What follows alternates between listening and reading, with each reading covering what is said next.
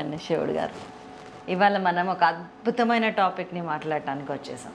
అద్భుతం అంటే ఎట్లా అంటే, జనరల్గా మన ఆలోచనలు మాటలు అవుతాయి, మన మాటలు చేతలు అవుతాయి, మన చేతలే అలవాట్లుగా మారుతాయి, ఆ అలవాట్లే మన వ్యక్తిత్వాన్ని నిర్దేశిస్తాయి, మన వ్యక్తిత్వమే మన జీవన విధానం అవుతుంది. అలాంటి జీవన విధానం గురించి మనతో చర్చించటానికి శివుడు గారు. పక్షుల్లో రారాజు ఎవరంటే గరుత్మంతుడు అంటాం, మృగాల్లో అంటే సింహం అంటాం, గణికుల్లో కాలం అంటాము, యోగాలో మన శివుడు గారు అని అంటాను నేను. థ్యాంక్ యూ వెరీ మచ్ అండి. ఈరోజు ఒక అద్భుతమైన జీవన విధానాన్ని పరిచయం చేయడానికి, మనుషుల్లో సర్వరోగాల్ని నాశనం చేయగల, నియంత్రించగల, మనసుని మేధస్సుని కూడా అదుపులో పెట్టగల ఒక జీవన విధానాన్ని పరిచయం చేయడానికి మీరు వచ్చినందుకు లక్షల మంది ఇక్కడ ఎదురు చూస్తున్నారు. అసలు నాకు ఈ టాపిక్ ఏదో జనాల్లోకి వెళ్ళిపోవాలి, ఏదో చేయాలి అనే దానికంటే కూడా కొద్ది మంది చూసినా కానీ, కొద్ది మంది దీన్ని అవగాహన చేసుకొని వాళ్ళ జీవితంలో అవలంబించినా కానీ నా జన్మ ధన్యమని నేను భావిస్తాను. ఎందుకంటే భగవంతుడు ఒక మంచి కార్యక్రమాన్ని చేయాలంటే కొంతమందికి నిర్దేశిస్తాడంట, కొంతమంది ద్వారా ఆ పనులు జరుగుతాయంట.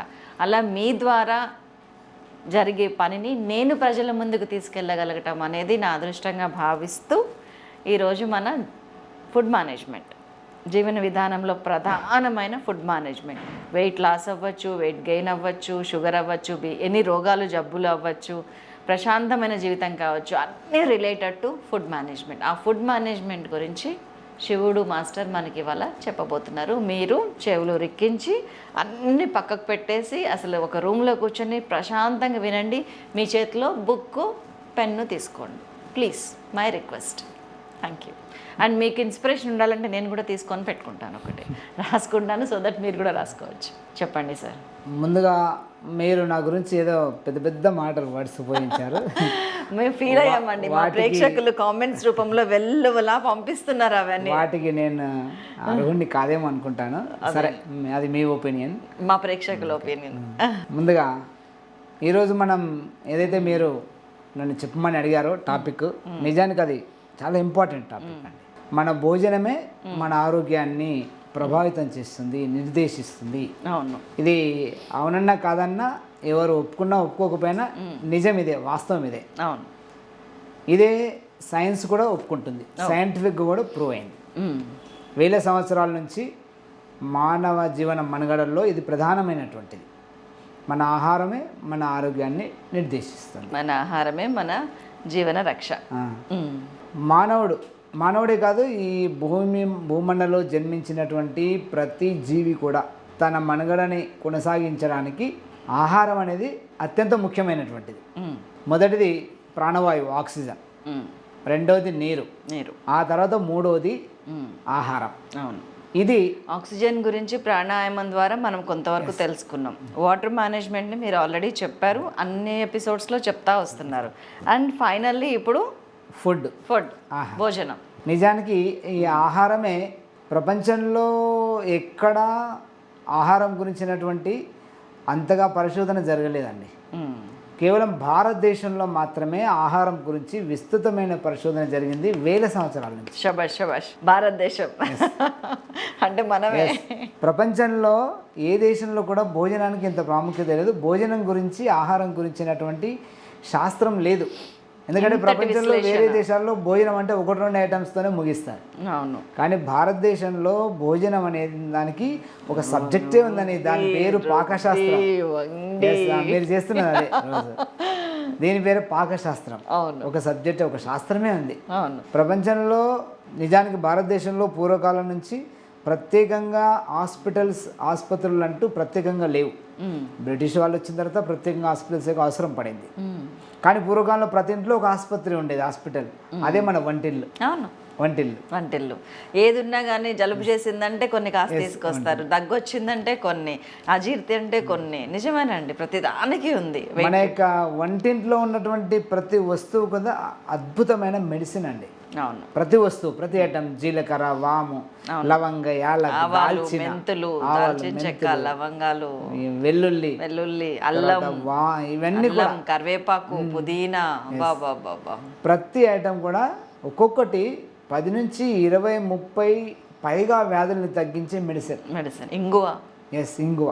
ఇక బయట నుంచి వేరే మెడిసిన్ మనం వాడాల్సిన అవసరమే లేదు. మన భోజనాన్ని మనం కరెక్ట్గా మనం అప్లై చేస్తే, మన భోజనాన్ని మనం సరిగ్గా తీసుకుంటే మనం సైలాస్ కిచెన్లో చూపించిన వంటలన్నీ గానుగ నూనె సహాయంతో వండుకొని లిమిటెడ్గా మోతాదుగా తింటే, ఇది మనం సైంటిఫిక్గా అంటే దీన్ని మనకి మన సాంప్రదాయబద్ధమైనటువంటి ఆహారపు అలవాట్లు ఏవైతే ఉన్నాయో అవన్నీ కూడా సైంటిఫిక్గా ఉన్నాయి. వంటింట్లో ఉపయోగించేటువంటి ప్రతి వస్తువు ఒక మెడిసిన్, బయట నుంచి మెడిసిన్ అవసరం లేదు.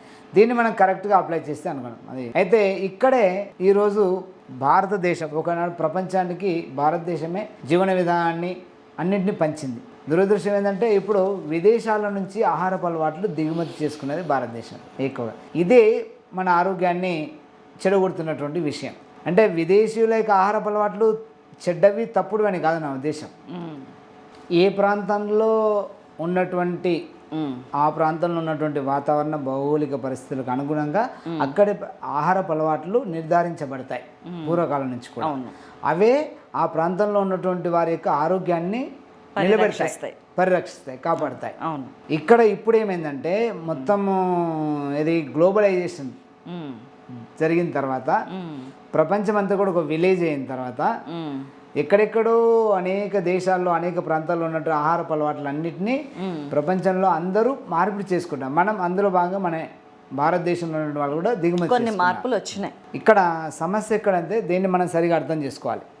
ఇప్పుడు చెప్పుకున్నట్టుగా వాతావరణ పరిస్థితులకు అనుగుణంగా అక్కడి ఆహారపు అలవాట్లు సైంటిఫిక్గా నిర్ధారించబడతాయి.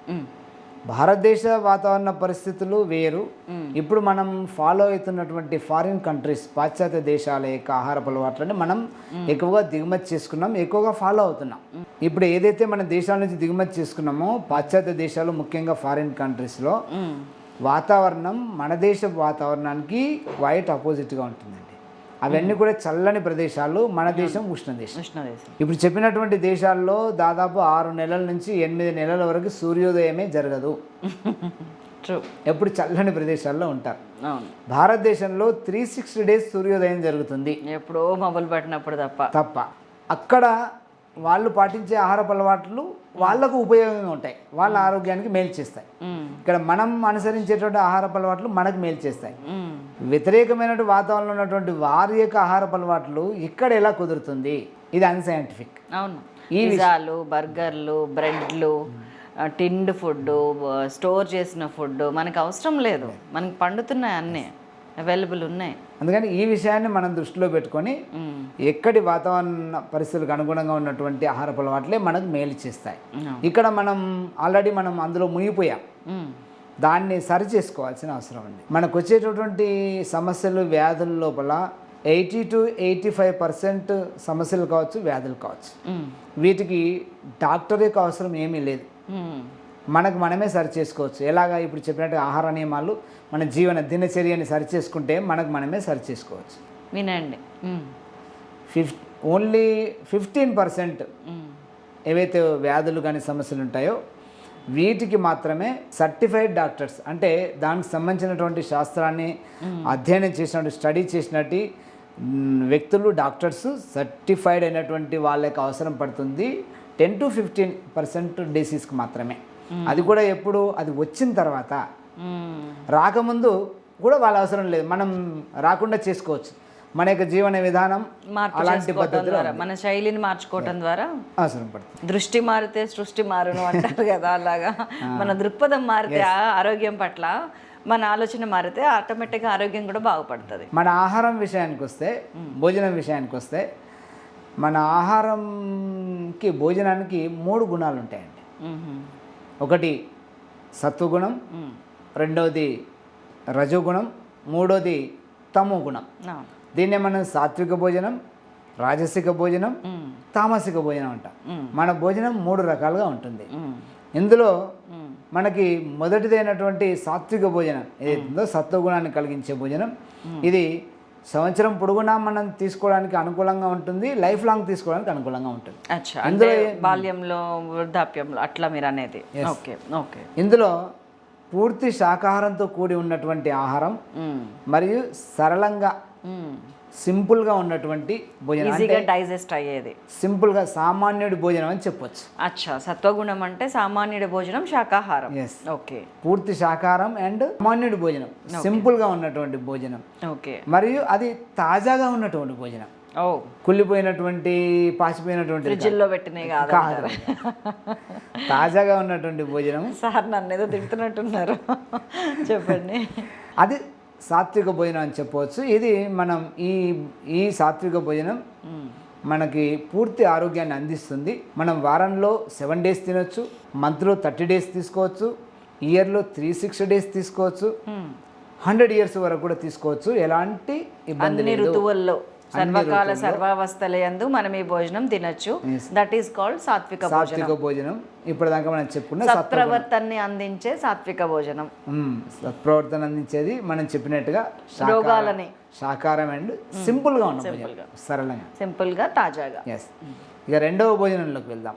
రజోగుణాన్ని కలిగించే రాజసిక భోజనం. అంటే ఇది పూర్తి శాకాహారమే. రజోగుణాన్ని కలిగించే రాజసిక భోజనం అంటే కొంతమంది అనుకుంటారు నాన్ వెజ్, అది లేదు. ఇది పూర్తి శాకాహారమే. ఇందులో కూడా నాన్ వెజ్ లేదు, లేదు, శాకాహారమే, పూర్తి శాకాహారమే. ఓకే. కానీ సాత్విక భోజనానికి దీనికి ఉన్న తేడా ఏంటంటే ఇది సంపన్నుల భోజనం. ఇందులో నూనె, నెయ్యి అధికంగా ఉంటుంది, పుష్టిని కలిగించే పదార్థాలు ఎక్కువగా ఉంటాయి, మిర్చి మసాలాలు ఎక్కువగా ఉంటాయి, అలాగే పిండి వంటలు ఎక్కువగా ఉంటాయి, వెరైటీస్ ఎక్కువగా ఉంటాయి, మధురమైనటువంటి స్వీట్స్ ఎక్కువగా ఉంటాయి. అంటే దీన్ని సంపన్నుల భోజనం అని చెప్పొచ్చు. దీనికి ఇంకొక పేరు కూడా ఉంది, రాజభోజనం అంటారు దీన్ని. అంటే పూర్వకాలంలో రాజులు తినేవాళ్ళు.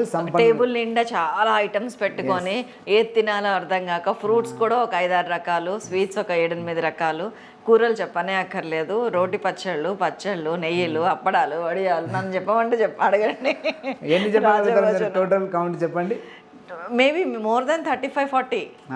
దీన్నే రాజభోజనానికి ఒక పేరుందండి, లిమిట్.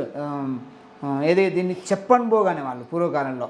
అంటే చెప్పన్ భోగ్ అంటే 56. చెప్పన్ మీన్స్ 56 హిందీలో. అబ్ తక్ చెప్పన్ తెలుసు, చెప్పన్ భోగ్ నేను లేదు. ఓకే. చెప్పన్ అంటే ఇంగ్లీష్లో 56. 56 రకాల ఐటమ్స్ ఉండేది. అంటే పూర్వకాలంలో సంపన్నులు, రాజులు ఇలాంటి భోజనం చేసేవాళ్ళు. వాళ్ళ ఇంటికి వచ్చినటువంటి అతిథులకు కూడా ఇలాంటి భోజనమే వడ్డించేవాళ్ళు. ఓకే.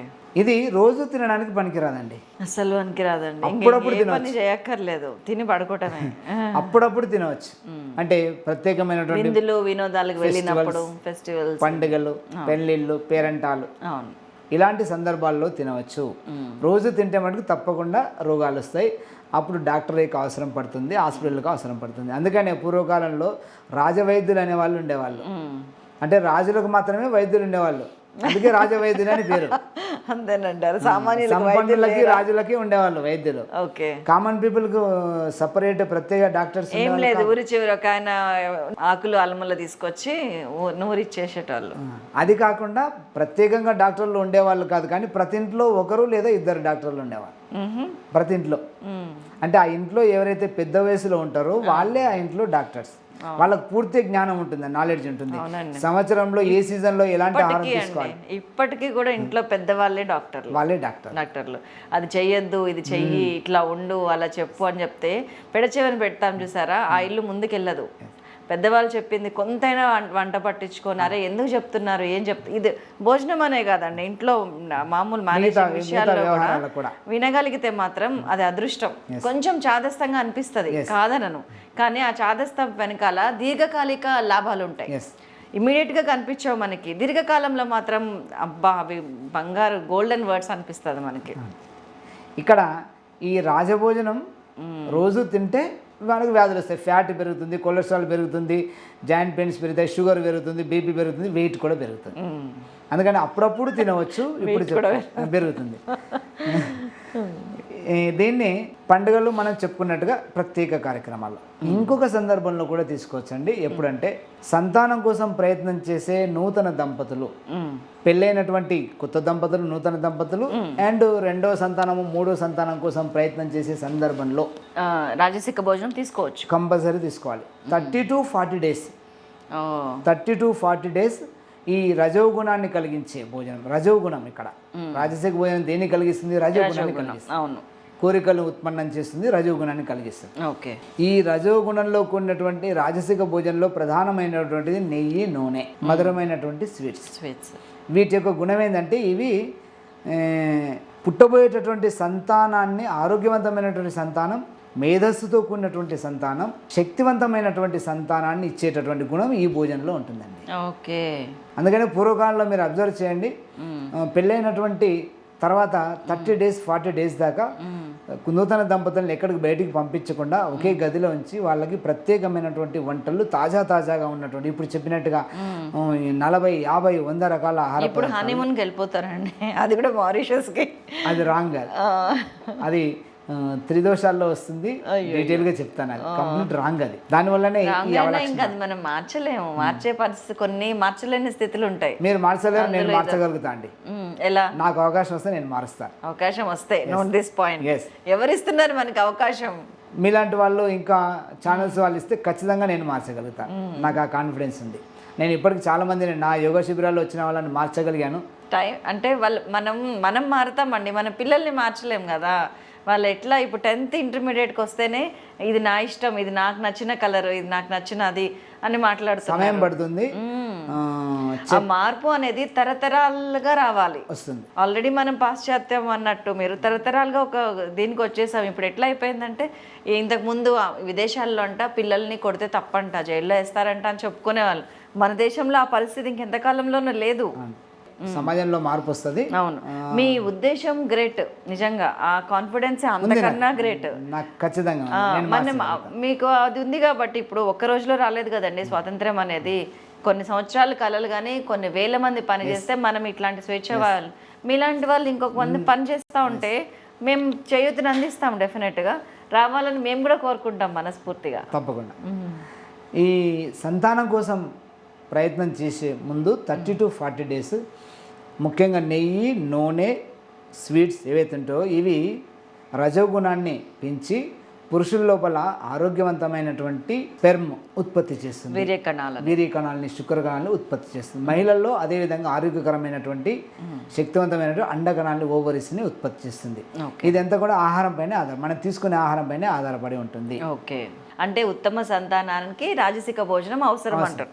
ఇక్కడ ఇందులో ఆరోగ్యవంతమైన సంతానం, శక్తివంతమైన సంతానం, దృఢమైనటువంటి సంతానం, మేధస్సు నిండిన మేధస్సు, ముఖ్యంగా మేధస్సు. అందుకనే ఆవు నెయ్యి మేధస్సుకు చిహ్నం. ఓకే.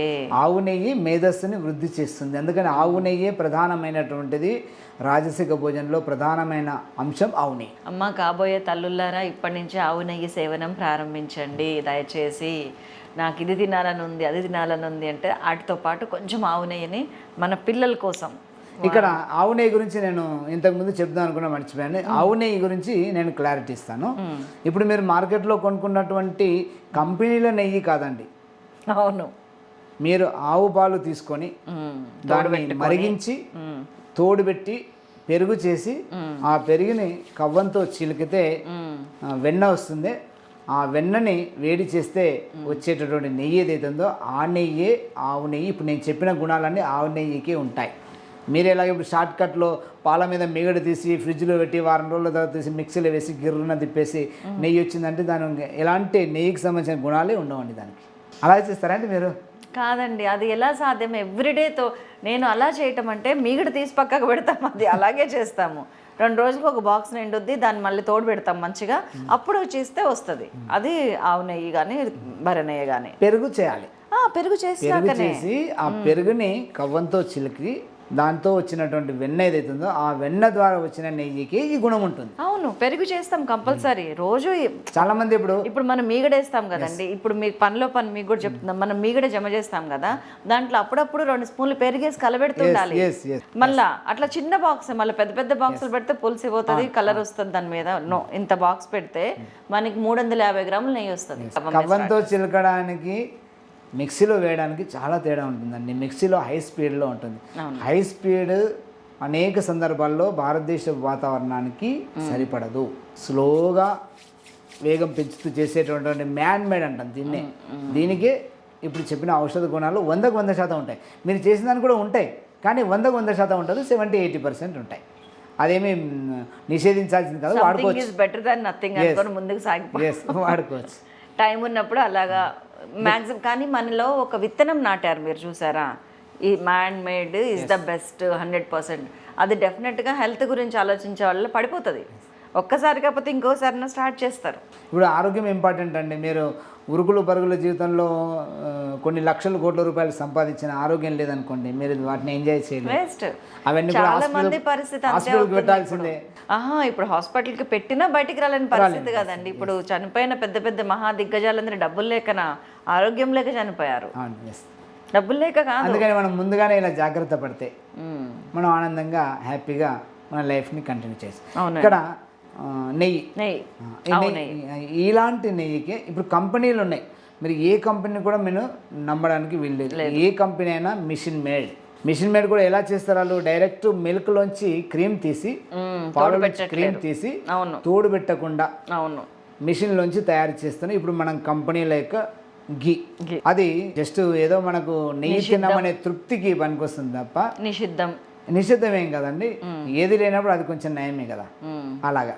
కానీ ఇప్పుడు చెప్పినట్టుగా ఏమీ లేని చోట ఆమోదవృక్ష మహావృక్షం టైప్ లో మనకి ఏదో నెయ్యి తింటున్నాం మమ్మ అనిపించుకోవాలంటే 40-50% ప్రాపర్టీస్ రావాలి, గుణాలు ఉండాలంటే అది కొనుక్కొని తిందాం. అలాంటిది తీసుకోవచ్చు. కానీ ఇప్పుడు ఉత్తమ సంతానం అనేది చాలా ఇంపార్టెంట్. కొన్ని తరాలని నిర్మాణం చేసేటప్పుడు దానికోసం మటుకు మీరు ఇలాంటి నెయ్యిని వాడండి. మీరు ఇంట్లో తయారు చేయండి. పిల్లల కోసం మనము కోట్లు ఖర్చు పెడుతున్నాం. ఇప్పటి నుంచే స్కూల్స్ బుక్ చేస్తున్నాం. వాళ్ళకి లగ్జరీస్, కార్లు, ఏసీలు. ఇది కాదండి. ముందు వాళ్ళు కరెక్ట్గా పుట్టాలి అంటే కూడా కొన్ని జాగ్రత్తలు, అవి చాలా శ్రమతో కూడుకున్నాయి, డబ్బుతో కూడుకున్నాయి కాదు. కొంచెం శ్రమ, చాలా ప్రేమ. ఆ ప్రేమను అలా చూపించే బదులు ఇలా చూపించి ఇక్కడి నుంచి స్టార్ట్ చేస్తే భారతదేశానికి ఉత్తమ పౌరులను అందించారన్న ఘనత ఒక సక్రమమైన తల్లిదండ్రులుగా మీకు వచ్చే అవార్డులు, రివార్డులు కోకొల్లలు. ఇప్పుడు మనం చూస్తున్నాం, చాలామంది సంతానం పుట్టుకతోనే అనేక రకాల సమస్యలతో పుడుతున్నారు. దానికి కారణం తల్లిదండ్రులు సంతానం కోసం ప్రయత్నం చేసే ముందు తీసుకునేటువంటి ఆహార పదార్థాల్లో ఉన్నటువంటి లోపాలు, మిస్టేక్స్, సరైనటువంటి ఆహారం తీసుకోకపోవడం వల్ల వాళ్ళ లోపల సరైనటువంటి స్పెర్మ్, ఓవరీస్, అండకణాలు ఉత్పత్తి కాకపోవడం వల్ల ఇప్పుడు వచ్చే డిజార్డర్స్ బై బర్త్. అందుకని సంతానం కోసం ప్రయత్నం చేసే ముందు అని నేను చెప్తున్నాను ప్రత్యేకంగా. అలాంటి సందర్భంలో 30 to 40 days ఈ రజోగుణాన్ని కలిగించే ఆహారాన్ని తీసుకోవాలి తప్పకుండా. అది మొదటి సంతానం కావచ్చు, రెండో సంతానం కావచ్చు, మూడో సంతానం కావచ్చు. ఓకే, ఎప్పుడైనా డన్. ఇక మూడోది ఉందే తమో గుణాన్ని కలిగించే బద్ధకము, నిద్ర. ఇందులో మాంసాహారము అండ్ మద్యం, ఈ రెండు ఉన్నటువంటిది. మూడోది కుళ్ళినటువంటిది, పాచిపోయినటువంటిది, చెడిపోయినటువంటిది, నిల్వ చేసినటువంటిది. ఈ ఆహారం కూడా తమో గుణాన్ని కలిగిస్తుంది. నిద్రను ఇప్పుడు మీరు అన్నారు కదా, మరి నిల్వ పెడతాం కదండి. పచ్చళ్ళు వేరండి. పచ్చళ్ళు అది మెడిసిన్. పచ్చడి ఎంత తింటాం మనం? ఇంతే తింటాం. ఇంతైతే తినాం కదా పచ్చడి. అది మెడిసిన్. పచ్చళ్ళు ఇది మెడిసిన్. దాని గురించి మనం చాలా మంచి పచ్చళ్ళు తినాలి. పచ్చళ్ళు అనేది ఒక మెడిసిన్. అయితే ఉదయం వండినటువంటి ఆహారం రేపు ఎల్లుండో తినడం అనేది తమో గుణాన్ని కలిగించే భోజనం. ఫ్రిడ్జ్లో పెట్టితేనే నేను చెప్తున్నది. ఇంత ఫ్రిడ్జ్లో పెట్టినటువంటి ఏ వస్తువు అయినా కూడా మీకు చూడడానికి తాజాగా ఉంటుంది తప్పిస్తే అందులో ఉన్నటువంటి పోషక విలువలన్నీ కూడా డ్యామేజ్ అవుతాయి. ఎగ్జాంపుల్, మీరు ఫ్రూట్స్ పెట్టి చూడండి, 3 రోజుల తర్వాత ఆ ఫ్రూట్ తిని చూడండి. తాజా ఫ్రూట్కి ఫ్రిడ్జ్లోంచి తీసిన ఫ్రూట్కి చాలా తేడా ఉంటుంది. అసలు అమ్మే ఫ్రూట్స్ కూడా మాల్స్లో ఫ్రిడ్జ్లోనే కదండి పెడుతున్నారు. రోడ్డు మీద ఎక్కడ మిగలట్లేవు. అది మన దౌర్భాగ్యం అంతే. ఎందుకంటే మనకు ఆప్షన్ లేదు. ఇప్పుడు ఉన్నాయి డైరెక్ట్ తోట అంటే ఊర్లలో ఉన్నాయి. తోటకాడి నుంచే ఎక్స్పోర్ట్ అయిపోతున్నాయి. ఇంకా నిజం చెప్పాలంటే ఇప్పుడు పశ్చిమ గోదావరి జిల్లాల్లో, తూర్పు గోదావరి జిల్లాల్లో మంచి మంచి బంగినపల్లి మామిడి పళ్ళు, ఆ పళ్ళు ఈ పళ్ళు వస్తాయి. ఆ ఊర్లో వాళ్ళకి లేవు. అమెరికాలో ఉన్న వాళ్ళకి, ఢిల్లీలో ఉన్న వాళ్ళకి అవి ఉన్నాయి. అన్ని రకాల మామిడి పళ్ళు ఉన్నాయి, ఎందుకంటే ఎక్స్పోర్ట్ అయిపోతున్నాయి. అయితే ఇలా మన ఆహారము తమో గుణాన్ని, మాంసాహారము, మద్యము, ఈ కుళ్ళినటువంటి ఆహారం, ఇది ఈ 3 రకాల ఆహారము తమో గుణాన్ని కలిగిస్తుంది. ఇది ఏ సందర్భంలో కూడా ఇవి ఇంతకుముందు రజో గుణాన్ని కలిగించే ఆహారం అప్పుడప్పుడు తినాలి అనేది అప్పుడప్పుడు తినాలని చెప్పాను. ఇది అప్పుడప్పుడు కూడా తినడానికి పనికిరాదు, ఎప్పుడు తినడానికి పనికిరాదు. ఇది ఆహారమే కాదు, ఇక్కడ మాంసాహారం మద్యం దాంట్లోకి మనం డెప్త్గా వెళ్ళకూడదు. వెళ్తే కొంతమందికి నచ్చదు, అఫెండ్ అవుతారు. నచ్చదు. నేను ఎందుకంటే కూడా. మీరు కూడా అందుకే నేను అందులోకి వెళ్ళట్లేదు. అలా అని కాదులే, కానీ నాన్ వెజిటేరియన్ అనేది మానవులకి సంబంధించింది, మనుషులు తినగలిగిన ఆహారం కాదు అని నేను కూడా చిన్నప్పటి నుంచి చదువుకుంటున్నాను. మన బాడీ నిర్మాణం కానీ, మన ఎముకల నిర్మాణం కానీ, మన పొట్టలో ఉన్న పేగుల నిర్మాణం, దంతాల నిర్మాణం ఏది కూడా మాంసాహారం తినడానికి అనుకూలంగా లేదు, అనుకూలమైనది కాదు. 100%. మనం మానవుల మధ్యలో అలవాటు చేసుకున్న అలవాట్లు ఇవన్నీ అని మీరు అన్నట్టు చూడండి. ఇంటెస్టైన్ అండ్ మన టీత్, దంతాలు కూడా ఈ రెండు స్పష్టంగా కనిపిస్తాయండి. తమో గుణాన్ని కలిగించే ఆహారము ఏ సందర్భంలో కూడా అప్పుడప్పుడు కూడా తినడానికి పనికిరాదు. ఒకవేళ తింటే మనకు అనారోగ్యం కలుగుతుంది. ఎలాగా? ఎగ్జాంపుల్, నేను ఒక ఎగ్జాంపుల్ ఇస్తాను. కంపెనీ ఒక వెహికల్ని రిలీజ్ చేసినప్పుడు వారంటీ పీరియడ్ ఇస్తుంది, దాంతోపాటు కండిషన్ కూడా ఇస్తుంది. ఇది షరతులు ఏమన్నా ఇలాంటి టర్మ్స్ అండ్ కండిషన్స్, ఇలాంటి ఫ్యూయలే వాడాలి, ఇలాగ ఎన్ని కిలోమీటర్ల తర్వాత సర్వీసింగ్ కి రావాలి, ఎక్సెట్రా ఎక్సెట్రా. మనం జస్ట్ ఇలాంటి ఫ్యూయల్ కాడికి మనం మాట్లాడుకుందాం. ఓకే, కంపెనీ చెప్పినటువంటి ఫ్యూయల్ పెట్రోల్ వెహికల్ ఉంది అనుకోండి, పెట్రోల్ పోసి నడిపిస్తే వాడు చెప్పిన ప్రకారంగా వారంటీ ఇస్తుంది, డ్యామేజ్ లేకుండా. అలా కాకుండా వాడు పెట్రోల్ చెప్పితే కంపెనీ డీజిల్ కిరోసిన్ యాడ్ చేస్తే ఏమవుతుంది? స్లోగా అది డ్యామేజ్ అయిపోతుంది. బోరు, పిస్టన్ ఒక్కొక్కటి డ్యామేజ్ అవుతూ వాడు చెప్పిన కంపెనీ ఇచ్చినటువంటి టైం కంటే ముందే డ్యామేజ్ అవుతుంది. సరిగ్గా మానవ శరీరం కూడా ప్రకృతి నేచర్, ఈ మానవ శరీరం శాకాహారం కోసం నిర్మితమైంది.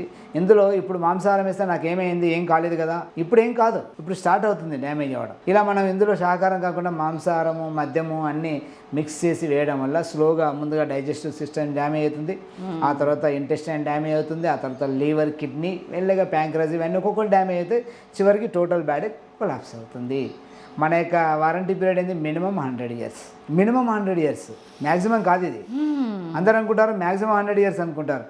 మనం మినిమం 100 years ఆరోగ్యవంతంగా జీవించాలి, పూర్ణ ఆరోగ్యంగా జీవించాలి. మన చేతులతో మనమే పని చేయాలి, మన కాళ్ళతో మనమే నడవాలి, మన చెవులతో మనం వినాలి, మన నోటితో మనం మాట్లాడి, మన కళ్ళతో మనం చూడాలి, వితౌట్ స్పెట్స్. 100 సంవత్సరాలు ఇది భగవంతుడు మనకిచ్చినటువంటి వారంటీ. మినిమం 100 years ఇలా జీవించాలి. ఇప్పుడు ఎంతమంది ఇలా జీవిస్తున్నారండి? అంటే అవును, ఎవరు లేరు, నేను ఒప్పుకుంటాను. అందుకని శాకాహారం బదులుగా మాంసాహారం తింటే ఏమవుతుందంటే ఇలా అవుతుంది. ఇక శాకాహారులు కూడా ఇలా జీవించడం లేదు అని మనం తర్కం మాట్లాడితే వాళ్ళు అనేక రకాల మిస్టేక్స్ చేస్తూ ఉంటారు. అదే కదా, శాకాహారులు కూడా హాస్పిటల్స్ లో శాకాహారులకి డయాబెటీస్ ఉంది, అన్నీ ఉన్నాయి. కాకపోతే అదర్ మిస్టేక్స్ కూడా అదర్ మిస్టేక్స్ కూడా ఒప్పుకుంటాను. ఇక్కడ దీన్ని ఇంతవరకు మనం ఇది ఇది ఆహారానికి సంబంధించినటువంటి సత్వగుణము, రజోగుణము, తమో గుణం గురించి మాట్లాడాలి. ఆహారం యొక్క గుణం అది. సో ఆహారంలోని తమో గుణం, రజోగుణం, తమస్సు గుణంతో మనం పార్ట్ 1కి స్వస్తి చెప్దాము. నెక్స్ట్ జీవన విధానంలో ఆహారం యొక్క మార్పులు చేర్పులు ఎలా ఉండాలి అనేది, ఏ వయసులో ఏం తినాలి, ఏ కాలంలో ఏం తినాలి అనేది మనం పార్ట్ 2లో చెప్పుకుందాం.